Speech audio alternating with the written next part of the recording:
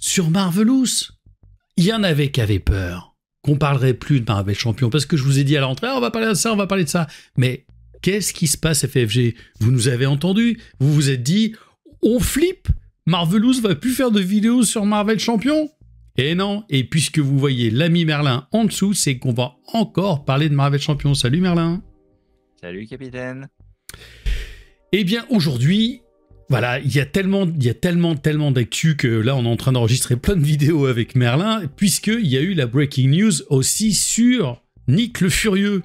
Voilà, Nick le Furieux version... alors je crois que c'est les versions Ultimate, hein, c'est ça, hein, avec ce Samuel Jackson. Parce que je regardais un truc dernièrement et je voyais qu'en fait c'était la version... Le mec qui avait dessiné les Ultimate avait dessiné Samuel Jackson et c'est ça qui a décidé le MCU de prendre Samuel Jackson dans le film. Je pensais que c'était le contraire, moi. Ouais, c'est vrai que les anciens ont un Nick Fury désormais senior. On va en parler, ouais. Qui effectivement est assez différent. Celui-ci fait furieusement penser à Samuel Jackson. Ah bah là, maintenant c'est réglé. Hein. Effectivement, pour tous les... tiens, j'ai de nouveau disparu. Voilà, t'es là. Tous les amateurs de notre ami Nick Fury qui l'ont découvert via le MCU, pour eux, bien évidemment, il n'y a que celui-là qui existe. Et ils considèrent que c'est le comics qui doit suivre le MCU, probablement. Exactement. Alors, qu'est-ce que ça nous raconte, cette histoire? On a déjà vu un petit peu le scénario, on a vu Maria Hill, on voit Nick Fury en train de faire du surf. Alors là, perso, j'étais pas prêt. Mais il y a une autre mécanique qui est vachement intéressante. Et je te laisse déjà nous parler de ces deux cartes alter ego et donc héros, et puis d'expliquer un peu la mécanique qu'il va y avoir avec cette histoire de fringues, puisque c'est une histoire de fringues. Donc on a Nick Fury effectivement à la plage. Avec Après Martine à la plage, Nick Fury à la plage. Avec les petits oiseaux. Il a une caractéristique, c'est qu'il a 3 traits. C'est quand même pour le coup assez original.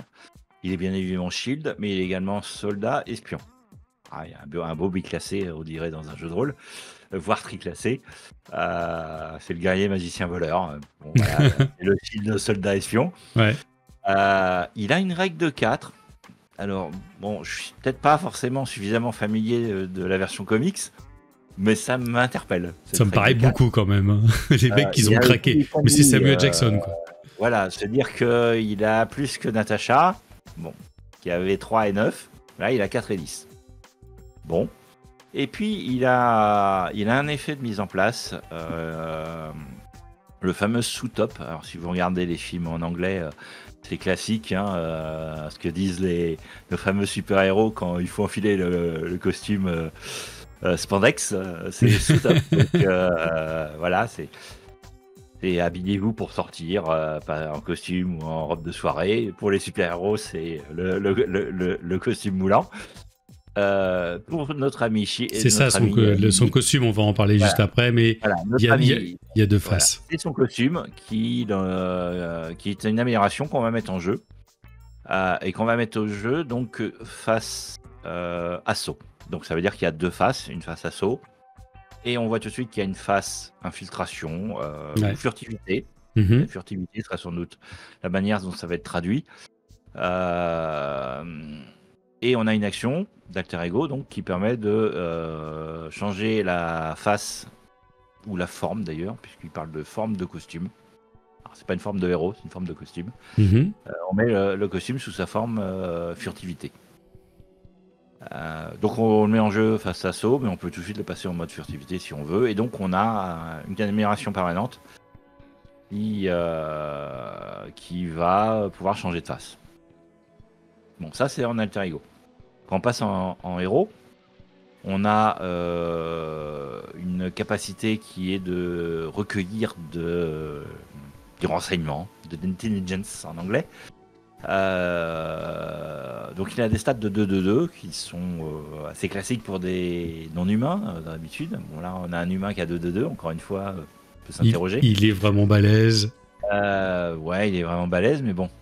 Et après qu'il ait fait un contre de base, on va placer une menace sur son costume. Quelle que soit la forme du costume. Voilà. Et quel que soit ce qu'on contre, combien on contre, on met une menace sur le costume. Et on a l'interruption forcée où le break cover, c'est le silence radio, on rompt la cache, on passe à l'attaque.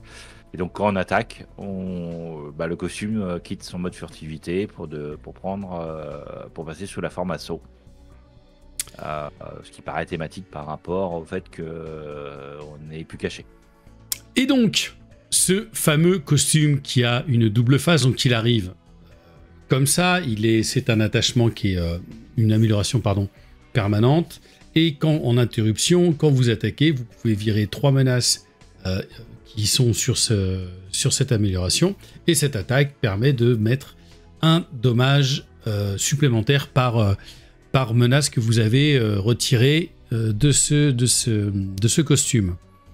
Donc on voit que ça va être intéressant parce qu'il va aller chercher en gros, c'est ça, des menaces et les mettre ici, c'est déjà hyper intéressant. Si on s'arrête sur les seules cartes qu'on a vues, c'est très simple. Ouais. Quand il fait un contre de 2, et ben en fait il fait une attaque de 1. C'est ça. Et c'est une attaque différée. En gros, c'est ça qu'on dit. Il a 2 de carac, il fait un contre de 2, il fera une attaque de 1 plus tard. Un bonus d'attaque de 1. Donc voilà, ça correspond à une attaque différée. Si on regarde que ces cartes-là. On devine qu'on pourra faire d'autres choses avec ces bien sûr. Mais déjà, c'est ça que ça veut dire. Et quand on le retourne de l'autre côté, sur le mode infiltration, c'est une interruption forcée, pour le coup, de héros. Et quand un ennemi devrait vous attaquer, il va manigancer à la place et on place une menace. On place une menace de cette activation sur cette... sur cette carte, au lieu de la menace principale.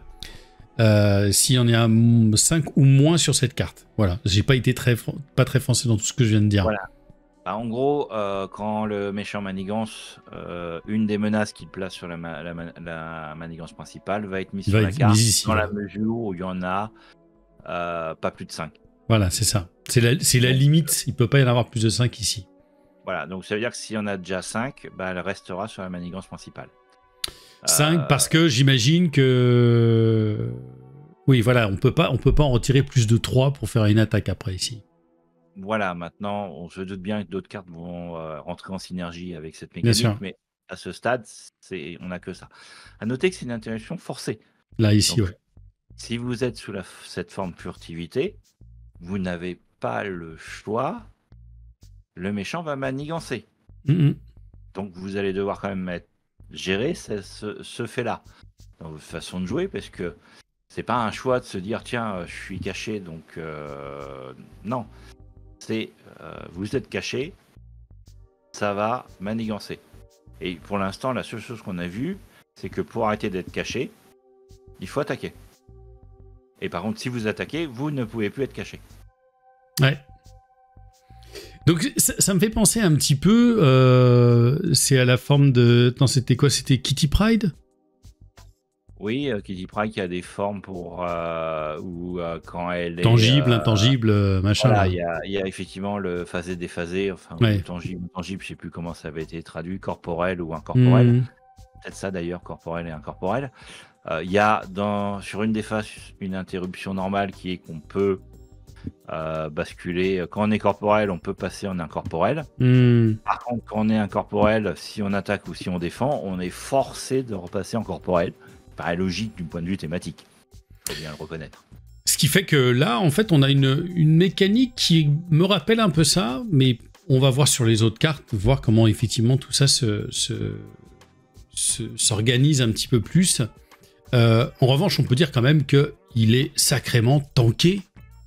Si on devait s'arrêter que sur la carte identité, elle est ultra tankée. On s'est dit, son 10 de points de vie, ok, mais le 2-2-2, la règle de 4, moi, elle me elle m'a fumé dès le départ quand même. Je me dis waouh, putain, les mecs se sont...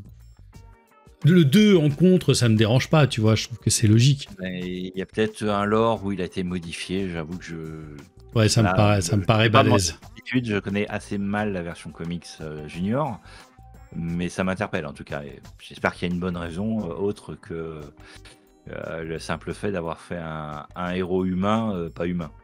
J'ose espérer qu'il y a des explications dans les comics. Qu'il y ait l'explication derrière, ouais. Pour le coup, sur ce personnage-là, je suis un peu sec. Alors, on va regarder un petit peu les cartes qui nous ont été révélées. Pour 2, c'est un événement, le Concentrated Fire. Donc, c'est une attaque, c'est une action de héros. On met 4 dommages à un ennemi. Cette attaque gagne à distance. Et si cette attaque tue l'ennemi, vous pouvez choisir. Vous placez de la menace sur votre uniforme, votre costume, pardon, équivalent à la manigance du héros, du sbire ou du méchant que vous avez tué, ou vous changez de face de votre costume. Pour 2-4 à distance, c'est pas mal. Ouais, déjà à distance c'est bien parce qu'on évite les ripostes malgré tout. Donc vous jouez contre Zola, vous êtes heureux de ce genre de carte. C'est très heureux. Ouais. Et puis ça vous permet de contrôler et de passer en infiltration, en mode furtivité si vous le souhaitez. Donc c'est intéressant pour ça. Ou de recharger votre costume avec de la menace si vous voulez être en mode attaque. Ça vous permet ensuite de redéclencher une autre attaque et de redépenser de la menace de votre costume pour amplifier les dégâts de votre attaque. Moi j'aime bien les cartes qui nous donnent le choix. Selon la situation, je trouve que c'est toujours des cartes qui sont versatiles, comme on dit bien évidemment, mais je trouve ça toujours hyper intéressant, même si elles sont pas genre les plus punch. Je trouve qu'elles donnent, tu vois, une possibilité selon ce qui se passe. Et évidemment, lui, il va jouer sans arrêt sur ces deux aspects-là. Donc je trouve que ça va pas être un héros facile à prendre en main dans l'absolu. Ouais, il va sûrement être assez technique. Mais effectivement, vous pouvez faire jusqu'à 7 dégâts avec cette carte si vous avez 3 menaces sur votre costume. Vous tuez votre sbire. Et puis, si vous êtes un peu blessé ou si Manigance est sous contrôle, vous repassez en mode furtivité et puis voilà. Quoi. Ouais. Et vous subirez pas d'attaque. Je te laisse lire le Spray Fire. Voilà, le Spray Fire. Donc là, on va... je sais pas comment ils vont le traduire précisément. On va tout lâcher. Elle coûte 3, cette carte. Donc elle est un peu chère. Une attaque. En action de héros, on va choisir un joueur. Donc ça, c'est bien ce choix-là.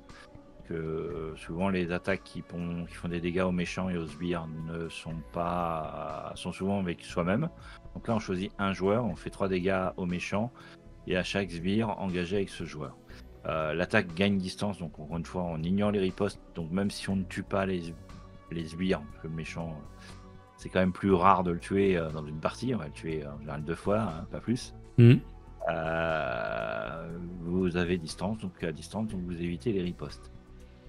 Ce qui m'interpelle le plus sur cette carte, c'est que d'habitude, les cartes de dégâts de zone, ceux qui font des dégâts à plusieurs ennemis comme ça, sont rarement des attaques. Et là, c'est une attaque.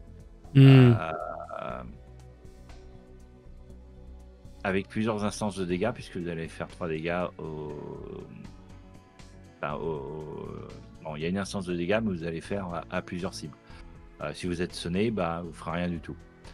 Je dis pas qu'il n'y en a pas d'autres, mais en tout cas c'est absolument pas standard que ça soit une attaque. Vous pourrez regarder dans les decks du mois la carte de Thor et vous verrez que la carte de dégâts de zone de Thor c'est pas une attaque justement. Et il y a eu un errata à ce sujet. Donc c'est assez étonnant ce choix. Donc j'aimerais bien savoir pourquoi il y a des dégâts de zone avec une attaque. Est-ce que c'est bien voulu ou est-ce que... Est-ce qu'il va y avoir un... Lui qui a créé la carte a oublié de regarder ce qui avait été fait avant. On a ensuite une amélioration, la montre de Fury pour 1. Et en ressources, vous inclinez cette montre et vous virez 2 menaces de votre costume. Vous générez une ressource mentale pour chacune des menaces que... Enfin, vous pouvez virer jusqu'à 2 menaces de votre costume et vous générez une ressource mentale pour chaque menace que vous avez virée de cette manière. Voilà une façon aussi, on en parlait au tout début, de gérer les menaces qu'on va mettre sur le costume. Oui, tout à fait. Une carte qui est pas chère, donc qui fait la plupart du temps, hein, qui va sans doute faire 1 pour 1, sauf si on a vraiment besoin de ressources. Je rappelle, vous compterez à 2, vous mettez une menace. Et ben, en fait, quand vous compterez à 2, ça peut vous générer une ressource plutôt qu'un dégât. Ouais. Intéressant. Ça va vous inciter à contrer, hein. On sent bien que tout est fait pour nous inciter à contrer. Cette carte nous incitera encore à contrer, puisqu'on va pouvoir récupérer les jetons quand on contre. On a vu tout à l'heure qu'on avait d'autres moyens de placer des jetons, bien évidemment, et on sent bien qu'il y en aura dans tout le set, des moyens d'en placer et d'en dépenser. Donc il faudra trouver après l'équilibre de ce qu'on fait, mais carte intéressante parce que elle est posée, c'est un générateur de ressources. Voilà, mais effectivement, on va devoir gérer la menace qu'on a sur notre costume. On sent bien que le cœur du héros va tourner autour de cette gestion de la menace sur le costume. Je te laisse lire la suivante. Donc voilà, une surveillance sous couverture, un événement qui coûte 1, c'est un événement de contre, une action de héros. On va retirer 2 menaces d'une manigance, et si on a un costume qui est côté furtivisé et furtif, on va pouvoir placer cette menace sur le costume au lieu de simplement la retirer. Donc soit on la retire simplement classiquement, soit on la retire et on la met sur le costume. Donc on recharge le costume. Et si on n'est pas sous la forme de furtivité, on peut passer en forme furtivité. Donc on a un contrôle de la forme du costume avec une nouvelle carte. Toujours intéressant. Pouvoir, suivant les circonstances, un peu gérer ce qu'on fait. Donc soit on recharge le costume qui va nous permettre d'avoir des ressources avec la montre, ou de faire des dégâts avec si on repasse en assaut, soit on repasse en furtivité parce que ça ne nous gêne pas qu'il y ait manigance. Bon, voilà, c'est... Finalement, il y a pas mal de cartes aussi. Enfin, fondamentalement, tu vois, on te donne aussi la possibilité de choix, effectivement, de retourner beaucoup de choses. C'est pour ça qu'effectivement, ça risque d'être très très technique. Oui. Ouais, on sent bien que ce sera pas forcément facile à appréhender. Exactement. On continue pour 2, on a une amélioration du patch de la caméra. On lui a mis une caméra à la place de l'œil, la Mini Fury. C'est une préparation, et oui, une petite préparation, elle a le trait aussi tech, en interruption de héros, quand n'importe quelle somme de menaces doit être placée sur la manigance principale. Vous défaussez cette carte, la caméra, et vous mettez jusqu'à 3 menaces vous prenez jusqu'à 3 menaces de cette manigance pour les mettre sur votre costume à la place. Donc oui, c'est une préparation, et comme toute préparation, on la défausse. Donc c'est intéressant de retrouver une petite préparation quand même. C'est dommage que ce soit pas dans un set un peu plus basique, quoi. Ça fait effectivement longtemps qu'on n'avait pas vu de personnage avec des préparations.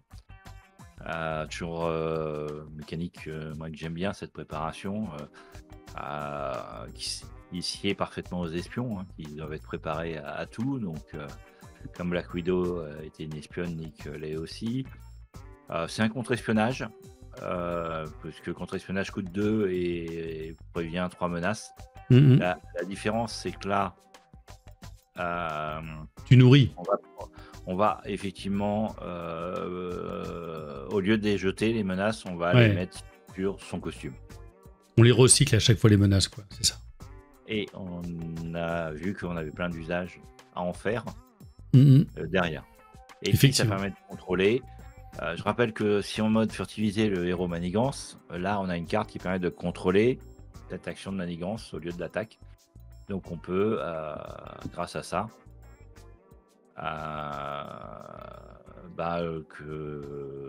que la menace ne monte pas trop sur la principale, et c'est toujours agréable quand on veut contrôler c'est toujours agréable. Le doux euphémisme. Je te laisse lire la suivante. L'agent secret. Donc là, avec tout ça, Nick n'était pas agent secret. Donc c'est une animation qui coûte 2, qui lui donne le titre d'agent secret. Formidable. Il y a 4 titres, le gars. Tout ça, voilà. On se dit que bon, il n'est pas naturellement, il est espion et soldat, mais il n'est pas agent secret. Bon, voilà. Maintenant, il est agent secret. Il est à 007 peut-être. C'est une réponse de héros. Il nous dit qu'après avoir résolu une capacité sur une carte de préparation, qu'on contrôle, hein, pas n'importe laquelle, mais bien évidemment qu'on contrôle, on va déplacer une menace de n'importe quelle manigance cette fois-ci. On a vu beaucoup de choses qui jouaient sur la manigance principale. Là, c'est n'importe laquelle, sur notre costume. Et ça, c'est un titre permanent. Donc, on parlait des préparations, on voit une mécanique. Alors, on a vu une mécanique qui tournait autour du costume, qui est sa mécanique qui semblait principale. On a une mécanique secondaire ou complémentaire qui est autour des préparations, sachant qu'on a plein de préparations qui étaient avec Black Widow pour venir des préparations justice et des préparations basiques. Là, on va retrouver des préparations. Je rappelle qu'il arrive en justice, hein, comme Black Widow. Et là, voilà, dès qu'on déclenche une préparation, on va récupérer une menace pour mettre sur notre costume, quelle que soit sa forme. On change pas de forme, mais quelle que soit sa forme, on recharge le costume. Et ça coûte 2, c'est un peu cher. Mais encore une fois, la menace... Ouais, voilà. Après, je pense que ça va bien aider sur le deck building de toutes les préparations. On va avoir des decks forcément... Vu que c'est une carte signature, il y a des chances quand même qu'il y ait un certain nombre de decks qui s'orientent sur de la préparation. Probablement. On va regarder les autres cartes qui nous ont été proposées là, un petit peu rapidement. Donc, et comme tu disais, il arrive avec en justice. Il y a une amélioration. Alors, je suis pas très très fan de certaines. On va en parler peut-être à la fin pour conclure. Mais de certaines des illustrations, je les trouve pas toutes dingo. Je trouve que petit à petit, alors c'est peut-être à force d'être habitué des cartes fan-made, hein, pardon, je fais une petite parenthèse dans cette breaking news, mais que toi tu fais, que Merlin fait, qu'Alias fait, vous mettez beaucoup de place aux images, et là je trouve que les images commencent à être un petit peu serrées sur certaines. Voilà, je trouve pas ça toujours hyper esthétique au niveau des cartes. Bref, on a l'informateur. C'est une préparation, donc on en parlait pour 1. En interruption, quand un sbire va manigancer, vous défaussez l'informateur et cette activation retire. Oui, voilà, oui, voilà, on retire donc les menaces au lieu qu'elles soient placées dessus, c'est ça? Oui, tout à fait. Donc, voilà, c'est on a ça. un sbire qui manigance à 1 voilà. ou 2. Ouais. Normalement, il met 2 menaces sur la principale. Là, au lieu et là, il met rien du tout. On les retire.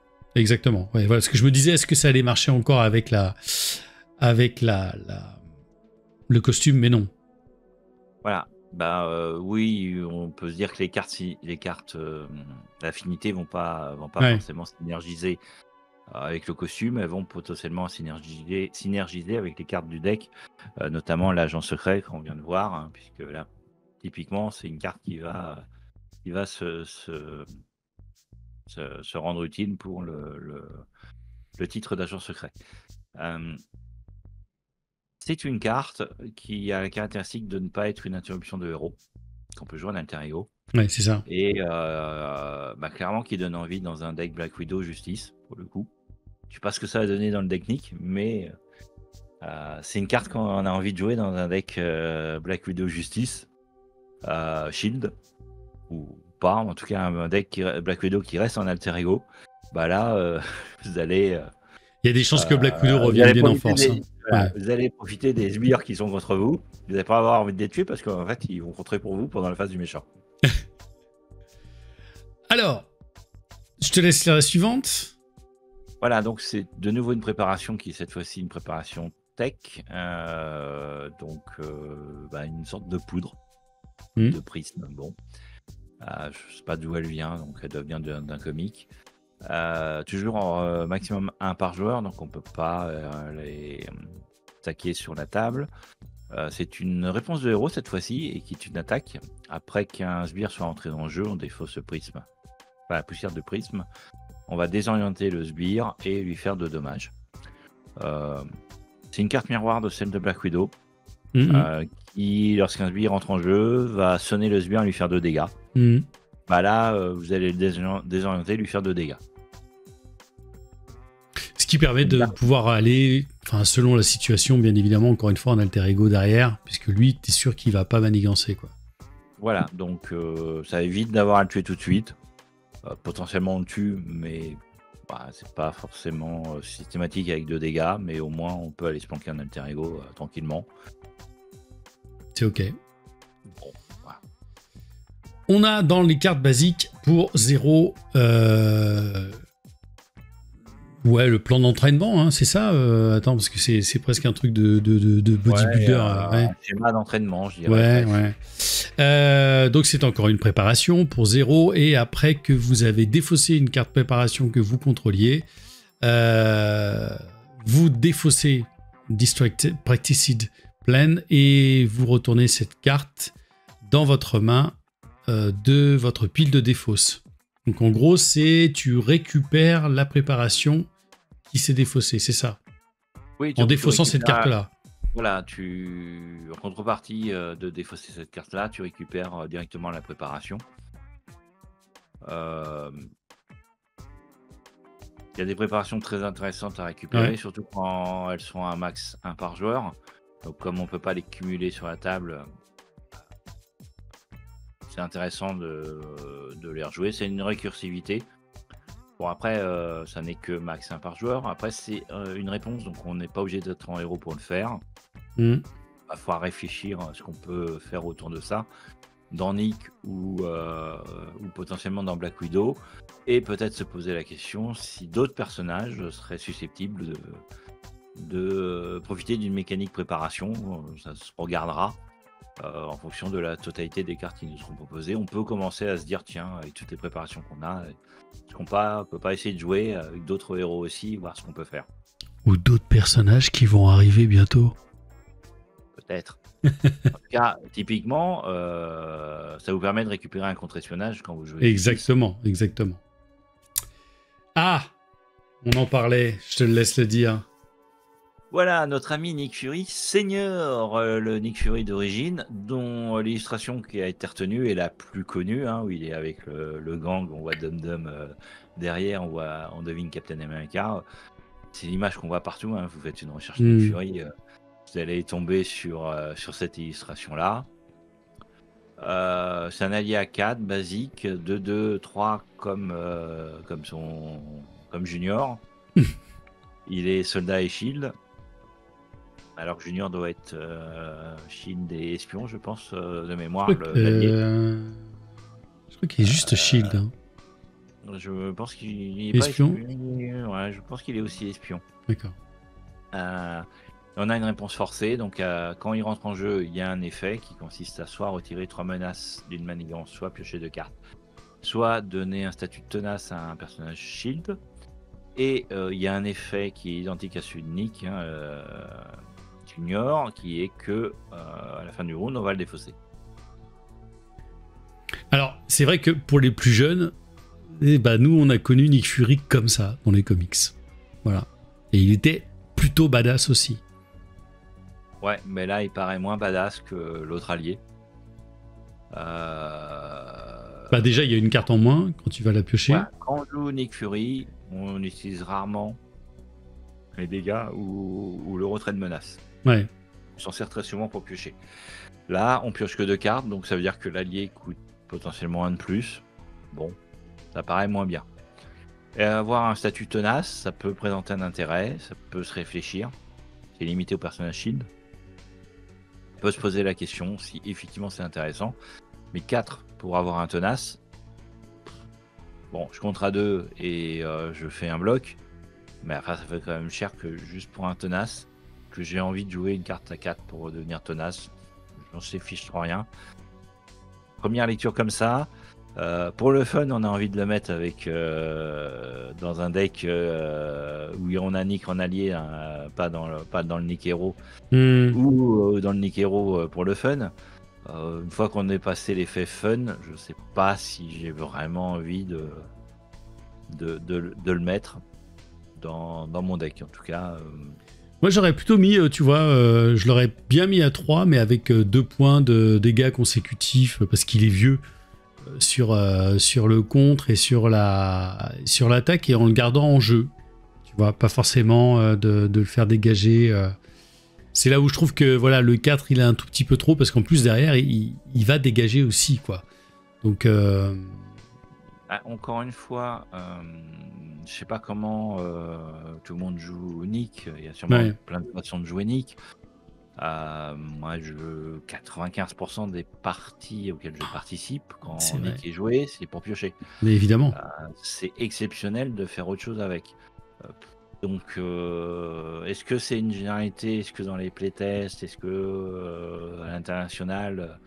Enfin, même quand je joue à l'international, les gens piochent. Donc, je sais pas si. Ouais, je sais pas. Pas sûr. Il sera joué en fait. Pépé, il est moins fort que. Pépé, il est moins fort que Junior. On a Léo Fitz en amélioration. C'est en soutien, pardon. On a en soutien pour 3. Le trait Persona. Ok. Donc individu. Individu, c'est ça, individu. Et vous réduisez le coût de Léo Fitz par 2 si votre identité a le trait Shield. Et en action d'alter ego, vous inclinez Léo Fitz et vous cherchez dans votre deck, oui voilà, une carte tech et vous la mettez dans votre main. Vous mélangez. Donc potentiellement, il coûte que 1, quoi. Oui, pour un héros Shield, il coûte que 1. Peut-être que pour d'autres héros, il coûtera que 1 s'il y a le moyen de devenir Shield. Une recrue du Shield, on n'a pas vu la carte, mais on peut quand même se poser la question de savoir si on aura une recrue du Shield. Et puis, ceux qui ont vu la série Agents of Shield, les agents du Shield, c'est un des personnages iconiques de la série. Je ne sais pas si sa version comique vient de la série ou si elle existait avant. En tout cas, connaissant la série, je ne connais pas de comics d'origine s'il y en a, mais la série, c'est tout à fait le personnage de la série. Moi, j'adore le fait qu'on ait implémenté Léo Fitz. On avait déjà le méchant dans le scénario, Shield, Grant Ward, qui était présenté avec les cartes de Maria Shield, qui est aussi un des personnages de la série, qui est méchant, mais pas tout à fait dans la carte, qui vraiment retrace bien l'idée du personnage qu'on en fait, là aussi.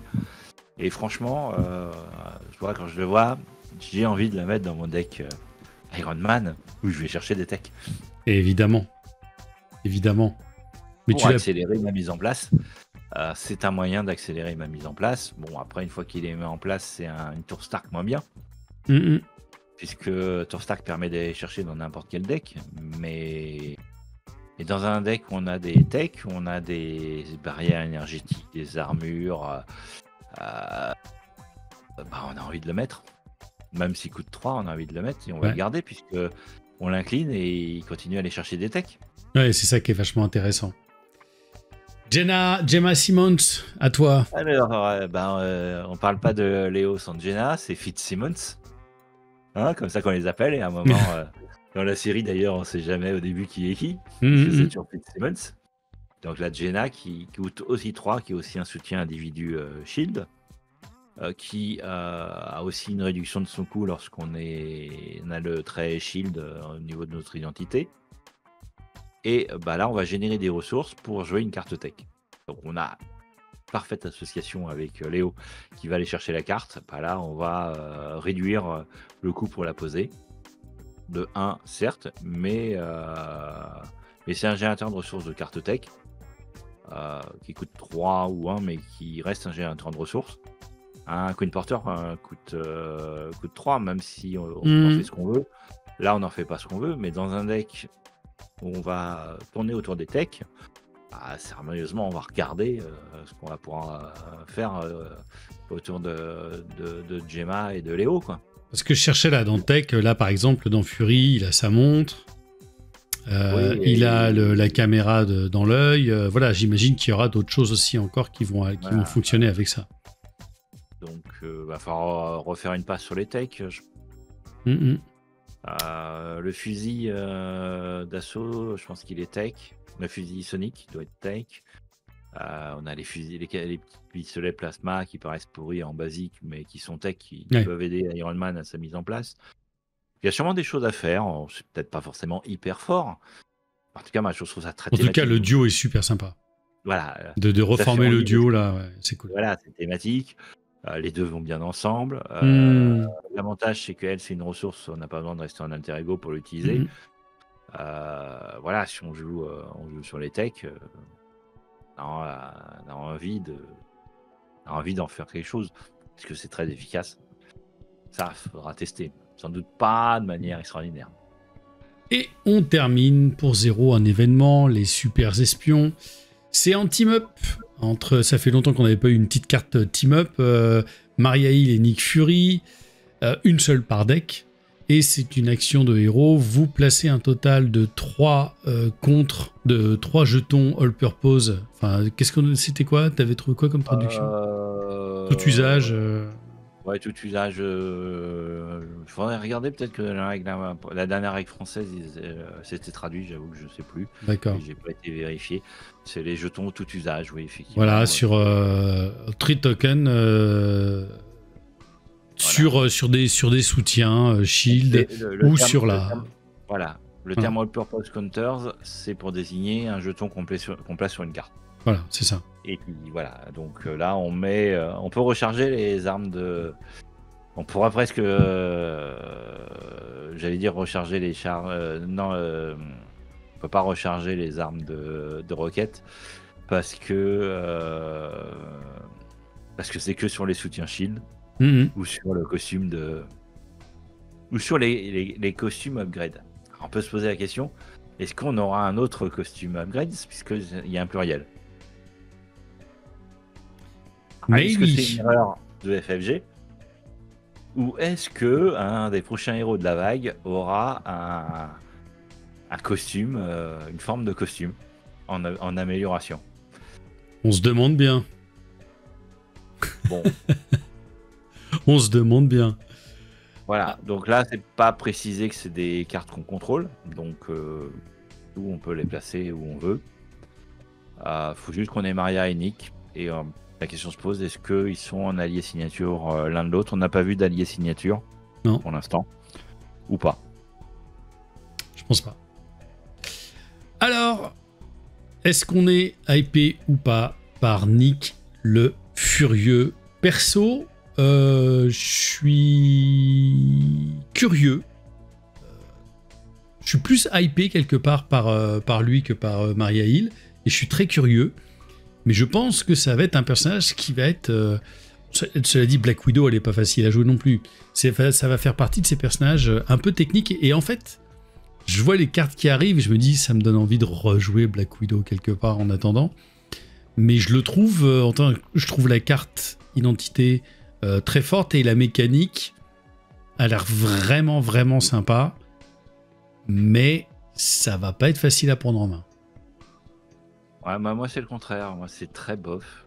Ah ouais? Je préfère Maria, ouais, vraiment bof, ça me donne pas envie pour l'instant. D'accord. Par contre, les cartes d'affinité basiques qui viennent avec me font envie. Pas forcément avec Nick d'ailleurs, mais Nick en lui-même, comme ça pour l'instant. En dehors de la mécanique, j'ai du mal à me dire qu'il est aussi fort que ça avec ses caracs, c'est un humain. Son costume, l'impression qu'il devient invisible. Hop, je mets ma veste, vous me voyez plus, c'est Superman avec ses lunettes. Hop, je mets mes lunettes, ça y est, chez Clark Kent, genre les lunettes, c'est bon, je suis unique. J'ai du mal. Oui, t'as plus du mal au niveau du lore dans ces cas-là. Moi, c'est vrai que je trouve ça un peu trop fort. Je pense que très concrètement, qu'on lui fasse un 2-1-2 ou 2-1-1, quelque chose comme ça, ou 3-1-1, j'aurais trouvé ça, tu vois, d'un coup plus logique. Ouais, J'espère que dans son set, ils vont lui mettre sa bagnole. écoute, Parce que là, voilà. cette scène iconique je crois que c'est dans le Soldat de l'hiver, si je dis pas de bêtises, ou Civil War, je sais plus. Mais quand il y a la bagnole est en sûreté, qu'elle attaque dans tous les sens, c'est juste ultra iconique.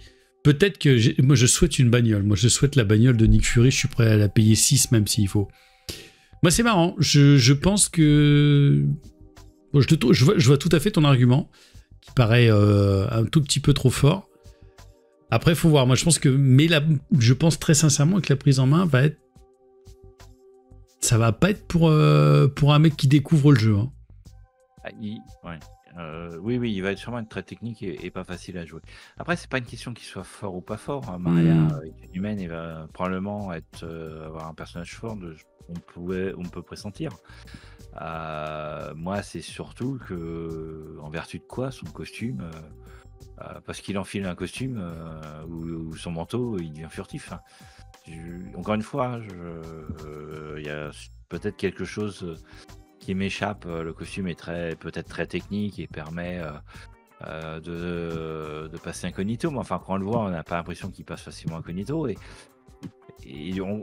peut-être que c'est ma méconnaissance par rapport entre la version comics et la version MCU qui me fait dire ça, mais moi, ça me laisse vraiment extrêmement perplexe sur